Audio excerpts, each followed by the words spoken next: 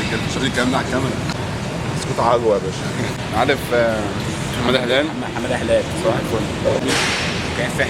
شوفوا بيتعاطفوا معاه بيتعاطفوا معاه. بس يا عم تعمل بس كابتن جيمي النهارده معانا. يا عم انت ما بتعمليش كده قدام الكاميرا. طيب انت برضه روح معايا انت كمان صور لي البادي. طب مش رايح لو عارف لو قدام الكاميرا. النهارده انا قاعد جاهز. خدت التمرينه والبomb تمام عشان ورانا تصوير مع صدى البلد، وانا هطلع فيها اتكلم على الكور والحاجات دي كلها، فهعرف الحلقه هتنزل امتى وهقولها لكم. فهي فرصه كويسه وحركه كويسه، بس المهم ان انت خليك مكمل في السعي، ربنا هو بقى هيبدا يفتح لك البيبان واحده واحده.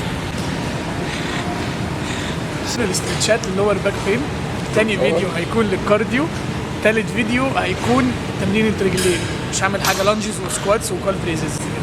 انا كوتش كريم محسن وهقول لكم.